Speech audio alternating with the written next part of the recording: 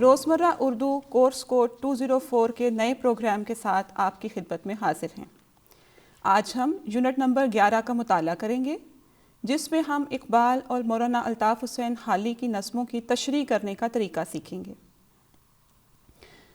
علامہ محمد اقبال کی مشہور زمانہ بچوں کے لیے لکھی گئی نظم پرندے کی فریاد ہمارے سلیبس کا حصہ ہے۔ ہم آج اسی کی تشریح کرنا سیکھیں گے۔ تشریح کرنے سے پہلے ہمیں شاعر کے بارے میں بنیادی معلومات ہونی چاہیے۔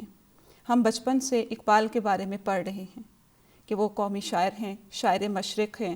انہوں نے بچوں کے لیے بھی نظمیں لکھیں اور انہوں نے خودی کا فلسفہ دیا اور مرد مومن کا فلسفہ دیا۔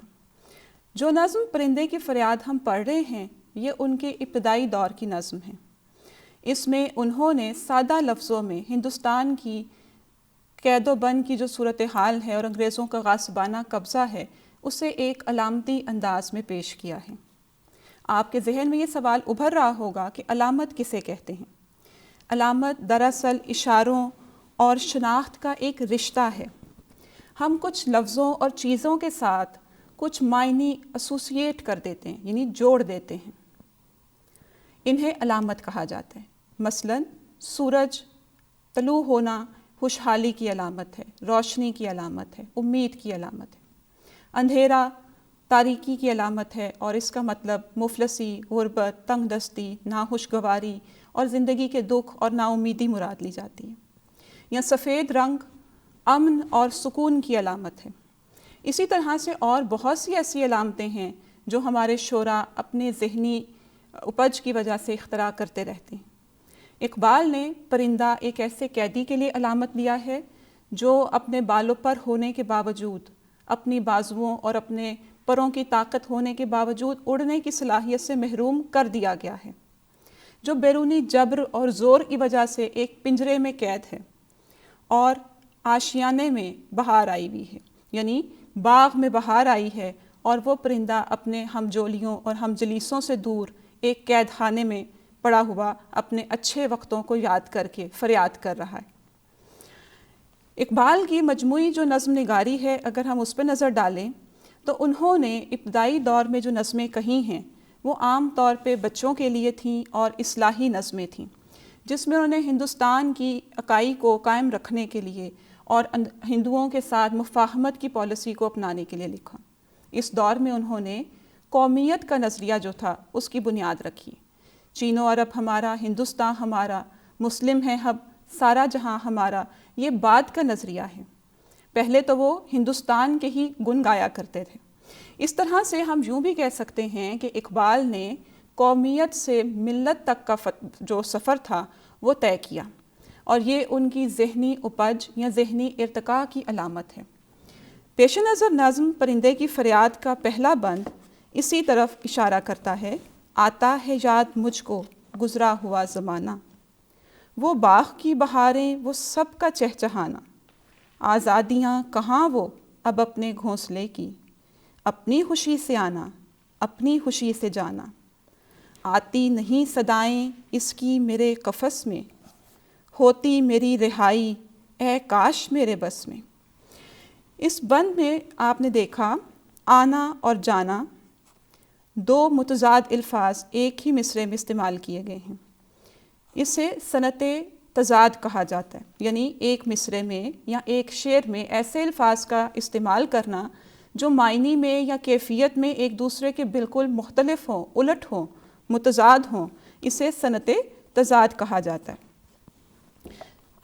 اس بند کے آخری مصرعے میں ہوتی میری رہائی اے کاش میرے بس میں، اے کاش حرف آرزو ہے، حرف تمنائی ہے، یعنی وہ آرزو کا اظہار کر رہا ہے کہ میری یہ خواہش ہے کہ کاش میرے بس میں ہوتا کہ میں اس قید و بند کی صعوبت سے نجات حاصل کر سکتا۔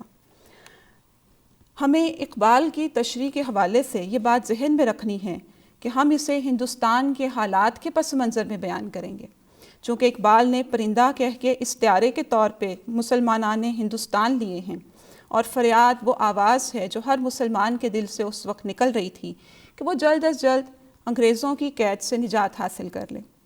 وہ کہتے ہیں کہ مجھے وہ گزرا ہوا وقت اور زمانہ یاد آتا ہے کہ جب میں باغ میں اپنے دوستوں کے ساتھ اپنے ہم جلیسوں کے ساتھ، اپنے جیسے لوگوں کے ساتھ اپنی خوشی سے، اپنی مرضی سے جہاں جی چاہتا تھا چہچہاتا اور گنگناتا پھرتا تھا، اور مجھے آزادی حاصل تھی کہ میں جب چاہوں اپنے گھونسلے میں واپس جا سکتا ہوں۔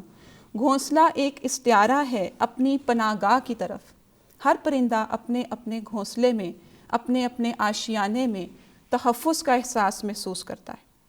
اسی تحفظ کے احساس کی بنا پہ گھونسلہ یا آشیانہ وطن کا استعارہ ہے، یعنی میں اپنے ہی وطن میں قید کر دیا گیا ہوں اور اب اپنے گھونسلے، اپنے آشیانے، اپنے لوگوں اور اپنے دوستوں میں واپس جانے کی طاقت نہیں رکھتا۔ تو اس کا مطلب یہ ہے کہ وہ واضح طور پہ یہاں اس علامت کا اظہار کر رہے ہیں جو ہندوستان میں رہنے والے مسلمانوں کو درپیش تھی، اور وہ کہتے ہیں کہ اب میری صدا سننے والا کوئی نہیں، میں اس قفس میں، اس قید خانے میں تنہا پڑا اپنے غم اور دکھ روتا ہوں، اور میری آواز پہ صدائیں دینے والے میرے دوست موجود نہیں ہیں جن کے ساتھ مل کے اچھا وقت کاٹا گیا تھا۔ جس طرح سے امیر خسرو نے کہا ہے کہ دل ہی سے دل کا دکھڑا روتا ہوں، گریا اپنا ہے سو گوار اپنا، کہ میں اپنے دکھ اور غم کے گیت کسی دوست کے ساتھ شیئر نہیں کر سکتا، کسی کو سنا نہیں سکتا، اپنا غم بیان نہیں کر سکتا۔ دوسرے بند میں وہ کہتے ہیں، کیا بد نصیب ہوں میں گھر کو ترس رہا ہوں، ساتھی تو ہیں وطن میں قید میں پڑا ہوں، آئی بہار کلیاں پھولوں کی ہنس رہی ہیں، میں اس اندھیرے گھر میں قسمت کو رو رہا ہوں، اس قید کا الہی دکھڑا کسے سناؤں، ڈر ہے یہیں قفس میں غم سے مر نہ جاؤں۔ بد نصیبی، بد قسمتی کا رونا روتے ہوئے شاعر کہہ رہا ہے کہ میں گھر جانے کی خوشخبری سے محروم ہوں، میں اپنے وطن میں ہی قید کر دیا گیا ہوں اور میرے ساتھی باغ میں لطف اندوز ہو رہے ہیں۔ اس مصرعے پہ ذرا غور کیجئے، ساتھی تو ہیں وطن میں قید میں پڑا ہوں۔ میں اور میں دونوں کا تلفظ مختلف ہے لیکن املا ایک جیسا ہے۔ شعراء اپنے صنعتی حسن یا خوبی کو نکھارنے کے لیے اپنے کلام میں ایسے الفاظ استعمال کرتے ہیں کہ جن میں تجنیس کا یعنی ایک جیسے ہونے کا، ہم جنس ہونے کا یعنی لفظوں کے ایک جیسے تاثر سے وہ ایسے معنی پیدا کرتے ہیں کہ پڑھنے والا ردم اور موسیقیت محسوس کرے۔ تو یہاں اقبال نے صنعت تجنیس استعمال کرتے ہوئے وہی تاثر پیدا کیا ہے کہ میں تو اپنی قید خانے میں پڑا ہوں اور میرے ساتھی اپنے وطن میں، باغ میں، آشیانے میں گلکاریاں کر رہے ہیں، کہکہے لگا رہے ہیں، چہچہا رہے ہیں۔ آئی بہار کلیاں پھولوں کی ہنس رہی ہیں۔ کلی پھول کی ایسی بند کلی جو ابھی کھلی نہیں، وہ عام طور پہ منہ بند کلی مسکرانے سے مماثل قرار دی جاتی ہے، اور جس وقت وہ کھلتی ہے اس کو پھولوں کے کھلنے سے یعنی کہکہا لگا کے جو پھول کھلتے ہیں اس سے تعبیر کیا جاتا ہے۔ تو یہاں کلیوں کے پھول بننے کا جو عمل ہے وہ بذات خود اس جانب اشارہ کر رہا ہے کہ چمن میں بہار آئی ہے، اچھا وقت آ رہا ہے، اور میں ابھی بھی قید خانے کی صعوبت برداشت کر رہا ہوں۔ باوجود اس کے کہ باغ میں بہار آئی ہے لیکن خزاں کا تاثر اس کے قید خانے سے ختم نہیں ہو رہا، قفس اس کو اداس کر رہا ہے۔ وہ ایک اکبر الہ آبادی کا جو شعر ہے کہ یہ نوید جاروں کو جا سنا، ہم اسیر دام ہیں اے صبا، ہمیں کیا چمن ہے جو رنگ پہ، ہمیں کیا جو فصل بہار ہے، کہ باغ میں بہار آئی ہے لیکن وہ ہمارے کسی کام کی نہیں، ہم اس سے لطف اندوز نہیں ہو سکتے، اور جس چیز سے ہم لطف اندوز نہیں ہو سکتے اس کے خواب یا اس کی سوچ ہمیں سوائے ملول اور مغموم کرنے کے اور کچھ نہیں دے سکتی۔ میں اس اندھیرے گھر میں قسمت کو رو رہا ہوں، اندھیرا گھر قید خانے کو قرار دیا ہے کہ میں اپنی قسمت کے خراب حالت پہ، اپنے غموں کے انتہا پہ رو رہا ہوں، اس قید کا الہی دکھڑا کسے سناؤں۔ یہاں پرندہ اپنی تنہائی کا رونا رو رہا ہے کہ اس کا غم سننے والا، غم بانٹنے والا کوئی نہیں ہے۔ کہوں کس سے میں کہ کیا ہے، شب غم بری بلا ہے، مجھے کیا برا تھا مرنا اگر ایک بار ہوتا۔ یعنی وہ تنہائی میں بار بار اس کیفیت کا شکار ہو رہا ہے، اس غم کا شکار ہو رہا ہے، تنہائی اس کو مزید پریشان اور مغموم کر رہی ہے، اور وہ کہتا ہے میرا غم سننے والا، میرے دل کا بوجھ ہلکا کرنے والا کوئی نہیں ہے۔ ڈر ہے یہیں قفس میں غم سے مر نہ جاؤں۔ غم کی شدت انسان کو کئی بار مارتی ہے۔ اسی جانب اشارہ ہے، اس مصرعے میں بھی صنعت تجنیس ہی کا استعمال کیا گیا ہے۔ ڈر ہے یہیں قفس میں غم سے مر نہ جاؤں۔ میں اور میں یہاں بھی تجنیس کی طرف اشارہ کر رہا ہے۔ تیسرے بند کی طرف آتے ہیں۔ جب سے چمن چھٹا ہے یہ حال ہو گیا ہے، دل غم کو کھا رہا ہے، غم دل کو کھا رہا ہے۔ گانا اسے سمجھ کر خوش ہو نہ سننے والے، دکھتے ہوئے دلوں کی فریاد یہ صدا ہے۔ آزاد مجھ کو کر دے او قید کرنے والے، میں بے زباں ہوں قیدی تو چھوڑ کر دعا لے۔ چمن چھٹنا، چمن سے دور ہو جانا، کہتے ہیں میں نے اپنے گھر، اپنے باغ چمن سے، یعنی چمن یہاں استعارہ ہے اپنے وطن کے لیے، کہ میں اس سے دور ہوں تو جدائی میں میرا یہ حال ہو گیا ہے کہ دل غم کو کھاتا ہے، یعنی میرے غم میرے دل کو چاٹ کھائیں گے۔ دل تمام تر جذبات کا مرکز ہے۔ جب غم بہت زیادہ شدت اختیار کر لیتے ہیں تو دل کسی کام میں نہیں لگتا، دل میں کوئی امنگ اور کوئی ترنگ باقی نہیں رہتی۔ تو یہ دل کا غم کو کھانا اور غم کا دل کو کھانا دونوں ایک دوسرے کی طرف تجنیس مضارع کی صنعت کی طرف اشارہ کر رہے ہیں۔ تجنیس مضارع کا کیا معنی ہے کہ ایسے الفاظ جو ہم مخرج ہوں، یعنی ایک طرح سے ادا ہو رہے ہوں، اور الٹ ایک لفظ کو الٹ کے وہی، یعنی کبھی وہ مستقبل کی حالت ہے اور کبھی وہ ماضی کی حالت ہے۔ مضارع کا معنی ہی یہ ہے کہ وہ چیز جو ماضی اور مستقبل دونوں کے لیے استعمال کی جا سکے۔ تو کہتے ہیں دل غم کو کھا رہا ہے، غم دل کو کھا رہا ہے، کہ دونوں چیزیں ایک دوسرے کو اپنی اپنی لپیٹ میں لیے ہوئے ہیں۔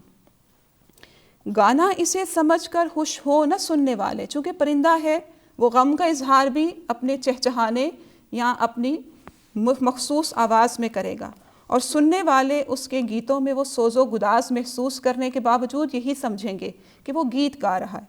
تو وہ کہہ رہے ہیں میرے یہ مغموم نغمے سن کر یہ نہ سمجھو کہ میں کوئی گیت گا رہا ہوں، آپ اس سے خوش نہ ہو، بلکہ یہ میرے دکھی دل کی فریاد ہیں، صدائیں ہیں۔ اقبال اپنی شاعری کو نوائے پریشاں سے تعبیر کیا کرتے تھے۔ میری نوائے پریشاں کو شاعری نہ سمجھ کہ میں ہوں محرم راز درون میں خانہ۔ تو اقبال یہاں پہ اسی جانب اشارہ کر رہے ہیں، یعنی آپ یوں بھی سمجھ سکتے ہیں کہ اقبال نے اس پرندے کو اپنی جگہ استعارہ رکھا ہے، اپنے لیے استعارے کے طور پہ استعمال کیا ہے۔ اقبال کہتے ہیں کہ میں جو مغموم نغمے بکھیر رہا ہوں، میری شاعری جو تمہاری طرف دکھی دل کی پکار بن کے جا رہی ہے، اس کو سن کر خوش نہ ہو، بلکہ یہ تو دکھی دل کی پکار ہے۔ اس صدا پہ، ان الفاظ پہ کان دھرو کہ میں کیا کہہ رہا ہوں اور اس کے کیا معنی ہیں۔ آزاد مجھے او کر دے او قید کرنے والے، میں بے زباں ہوں قیدی تو چھوڑ کر دعا لے۔ کہ جو انسان مصیبت میں ہو اس کی مصیبت رفع کرنا، دور کرنا بڑی نیکی کا کام ہے، ثواب کا کام ہے۔ کرو مہربانی تم اہل زمیں پر، خدا مہرباں ہوگا عرش بری پر۔ بالکل یہی معنی اس کے ہیں کہ آپ بھی مجھے رہائی دے کر دعا لیجئے کہ اللہ تعالیٰ ایسے لوگوں کو پسند کرتا ہے جو کسی دوسرے کی مشکل اور پریشانی رفع کرتے ہیں۔ یعنی اقبال یہ کہنا چاہتے ہیں کہ میری ان گیتوں سے سن کر صرف وقتی طور پہ لطف اندوز نہ ہو، بلکہ اپنے لیے وہ سامان اکٹھا کرو کہ جو تمہیں آزادی کے اسباب مہیا کر سکے۔ اس طرح سے تمہیں میری صدا میں وہ بازگشت سنائی دے گی جو تمہیں آزادی کے لیے تیار کر دے گی۔ اقبال نے اپنی نظم طلوع اسلام میں بھی ایسا ہی موضوع پیش کیا تھا کہ نوا پیرا ہو اے بلبل کہ ہو تیرے ترنم سے، کبوتر کے تنے نازک میں شاہین کا جگر پیدا۔ نوا پیرا ہو اے بلبل کہ ہو تیرے ترنم سے، کبوتر کے تنے نازک میں شاہین کا جگر پیدا، یعنی میرے اس نغمے سے آگ حاصل کرو، وہ حرارت حاصل کرو، وہ جوش و خروش حاصل کرو جو تمہیں آزادی حاصل کرنے میں ممد و معاون ثابت ہو۔ اور اے قید کرنے والے، مجھے قید سے رہائی دے تاکہ تو بھی خدا کے حضور سرخرو ہو سکے اور میں بھی اپنے وطن کے کام آ سکوں۔